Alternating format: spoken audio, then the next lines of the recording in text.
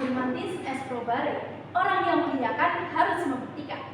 Assalamualaikum warahmatullahi wabarakatuh. Shalom, Om Swastiastu, Namo Buddhaya, salam kebajikan. Dewan juri yang terhormat, panitia penyelenggara, serta sivitas akademika pemerhati hukum yang saya hormati, saya Siti Muawana, selaku pembicara pertama, yang mana dalam hal ini akan memaparkan berdasarkan aspek filosofis dan historis, bersama rekan saya Khairan Febrianto, selaku pembicara kedua, yang mana dalam hal ini akan memaparkan berdasarkan aspek yuridis normatif, dan juga Muhammad Helmi, selaku pembicara ketiga, yang mana dalam hal ini akan memaparkan berdasarkan aspek sosiologis empiris.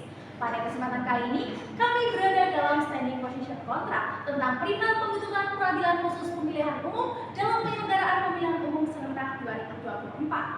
Sebelum jauh melangkah pada argumentasi yang telah kami bangun, izinkan kami menyampaikan latar belakang mosi perdebatan kali ini, yang mana problematika hukum yang terus terulang terjadi tahun 1999. Beberapa permasalahan yang terjadi dalam pemilu ditangani oleh lembaga yang berbeda-beda sesuai dengan jenis pelanggarannya. Berawal dari kewenangan tersebut, muncullah pasal 157 ayat 1-3 Undang-Undang Nomor 10 Tahun 2016 tentang Pilkada yang menyatakan bahwa sengketa penetapan perolehan suara hasil pemilihan diperiksa dan diadili oleh MK sampai dibentuknya dengan lembaga peradilan khusus. Pemilihan umum merupakan sarana yang sifatnya demokratis dalam memilih para wakil rakyat eksekutif dan legislatif.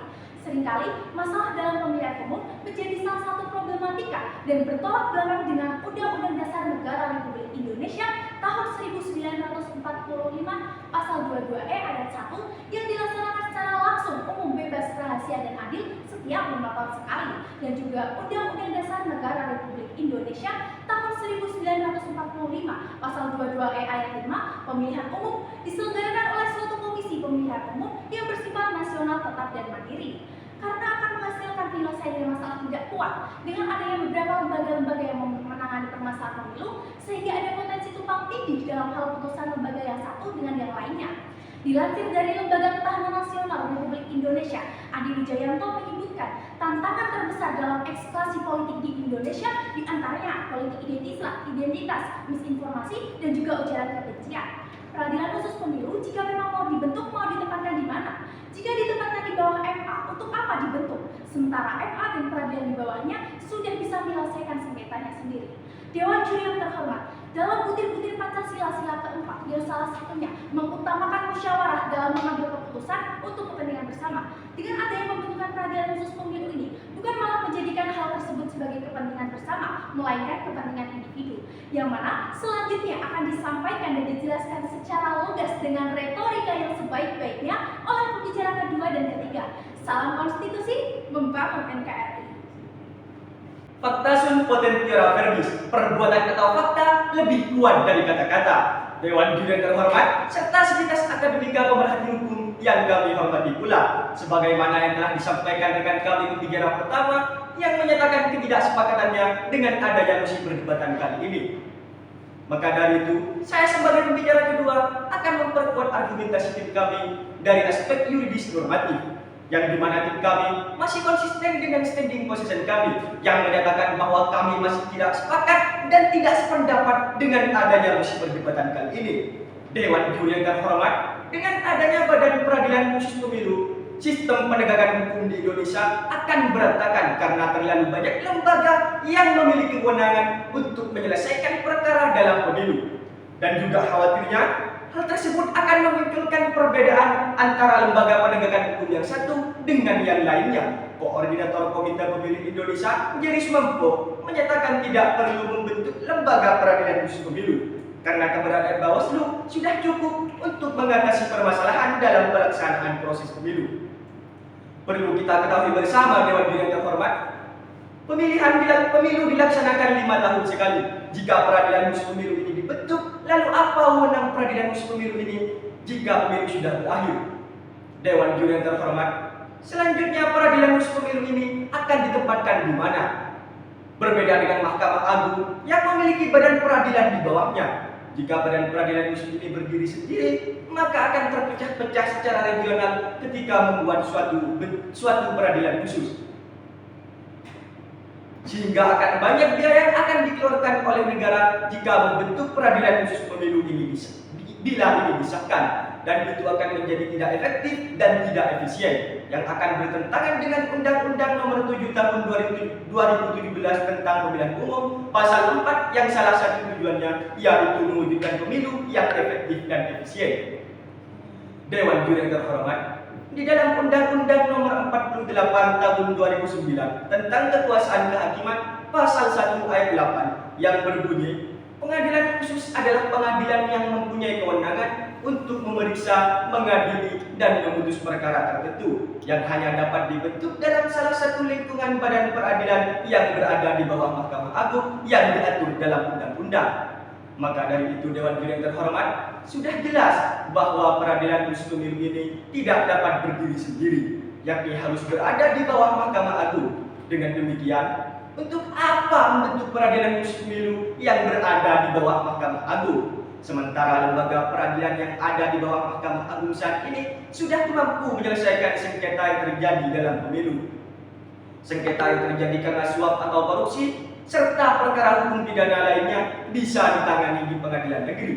Sementara sengketa yang terjadi dalam perkara administrasi bisa ditangani di pengadilan tata usaha negara.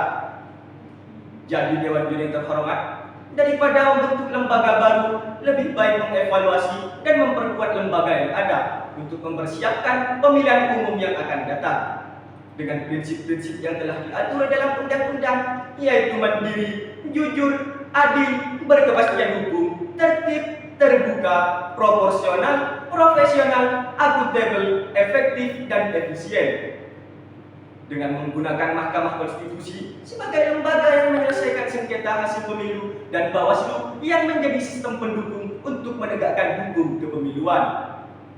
Dewan Juri yang terhormat, jika kita melihat pemilu sebelumnya, sengketa-sengketa yang terjadi dalam pemilu masih dapat diselesaikan oleh lembaga-lembaga peradilan yang ada. Maka dari itu, masih terbukti bahwa lembaga-lembaga peradilan yang ada saat ini mampu menyelesaikan segala sengketa yang terjadi dalam pemilu. Dengan demikian, untuk apa membentuk peradilan khusus pemilu? Bukankah nantinya ketika pemilu ini telah selesai, peradilan khusus pemilu ini tidak berguna, dan tentu hal tersebut akan memperbesar pengeluaran negara jikalau pembentukan peradilan khusus pemilu tersebut disahkan. Dan hal tersebut tentunya menyebabkan semakin banyak kemunduran dalam permasalahan perekonomian di Indonesia ini. Maka dari itu Dewan Juri yang terhormat, tim kami masih tidak sepakat dan tidak setuju dengan adanya mosi perdebatan kali ini, yaitu pembentukan peradilan khusus pemilihan umum dalam penyelenggaraan pemilu serentak 2024. Sekian, terima kasih. Salam konstitusi membangun NKRI. Ekum et bonum et lex legum. Apa yang adil dan baik adalah hukumnya hukum. Dewan Juri yang terhormat serta sivitas akademika yang kami banggakan. Seperti apa yang telah dipaparkan oleh rekan kami sebelumnya, bahwa kami sangat tidak setuju dengan adanya mosi perdebatan kali ini, yaitu perihal pembentukan peradilan khusus pemilu dalam penyelenggaraan pemilu serentak 2024. Perlu kita ketahui bersama Dewan Juri yang terhormat, berdasarkan data yang kami peroleh dalam pemilu sebelumnya, sudah ada lembaga-lembaga yang menangani pemilihan umum yang terdapat di Undang-Undang Nomor 7 Tahun 2017 tentang Pemilu, yang terdiri dari Mahkamah Konstitusi, Mahkamah Agung, Komisi Pemilihan Umum, dan Badan Pengawas Pemilihan Umum. Dan dari banyaknya setiap lembaga-lembaga tersebut mempunyai tugas dan wewenang untuk menyelesaikan jalannya pemilu. Sudah sangat jelas dalam Undang-Undang Nomor 7 Tahun 2017 tentang tugas masing-masing dari lembaga negara untuk keberhasilan pemilu, mulai dari KPU, Bawaslu, dan MK, yang mempunyai wewenang untuk menjalankan kegiatan pesta demokrasi atau pemilu ini sampai dengan selesainya. Jadi, Dewan Juri yang terhormat, kalau kita mengaca kepada kejadian pemilu sebelumnya, MK, KPU, dan Bawaslu yang sudah menjalankan tugasnya dengan lancar, yaitu dengan berjalannya pemilu dengan 5 tahun sekali dan berdasarkan undang-undang yang mengatur. Lalu, untuk apa pembentukan peradilan khusus itu dibentuk? Kalau saja lembaga-lembaga yang sebelumnya sudah bisa mengatasi jalannya pemilu sampai selesainya pemilu. Dan perlu kita ketahui bersama Dewan Juri yang terhormat, jika pembentukan peradilan khusus itu dibentuk, maka lembaga yang menangani pemilu di pemungutan suara akan lebih lama. Dan dampak yang akan terjadi yaitu yang pertama, kurangnya kepercayaan masyarakat terhadap lembaga-lembaga tertentu yang sebelumnya menangani pemilu. Karena pada faktanya, lembaga pemilu yang sebelumnya sudah bisa menangani segala sengketa yang telah ada, dan jika pembentukan peradilan khusus ini disahkan, maka otomatis kepercayaan masyarakat terhadap pemerintah akan pudar dan tidak akan bisa dipercayai lagi untuk kedepannya. Sehingga hal tersebut bukan bisa menjadikan pemilu yang dinanti-nanti oleh masyarakat sebagai pesta demokrasi, malah bisa membuat masyarakat untuk tidak memilih dan untuk tidak berpartisipasi dalam pesta demokrasi ini.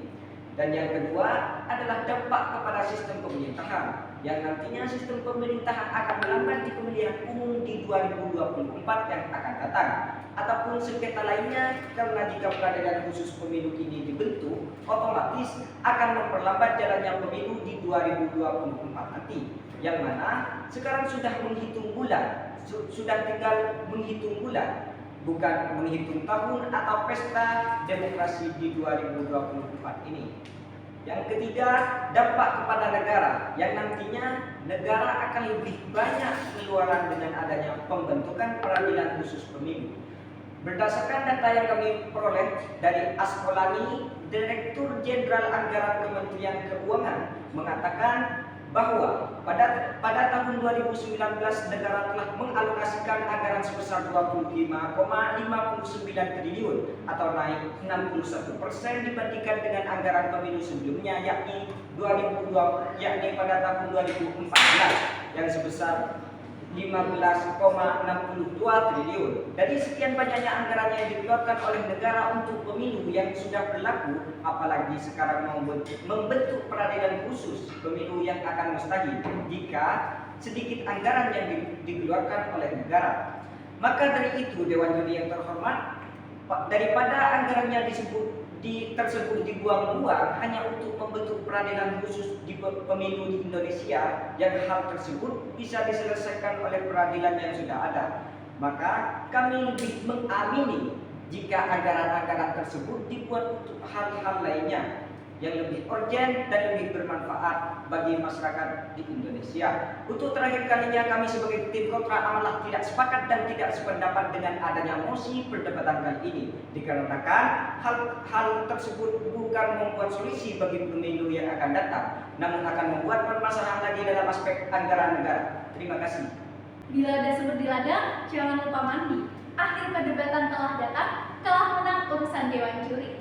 Dewan Juri yang terhormat, panitia penyelenggara serta sivitas akademika pemerhati hukum yang saya hormati, kesimpulan dari argumentasi yang telah disampaikan oleh pembicara kedua dan ketiga, bahwasanya tantangan terbesar politik Indonesia diantaranya politik identitas, misinformasi, dan juga ujaran kebencian, yang mana hal tersebut bertentangan dengan Undang-Undang Dasar Negara Republik Indonesia tahun 1945 pasal 22E ayat 1 dan juga Undang-Undang Dasar Negara Republik Indonesia tahun 1945 pasal 22E ayat 5.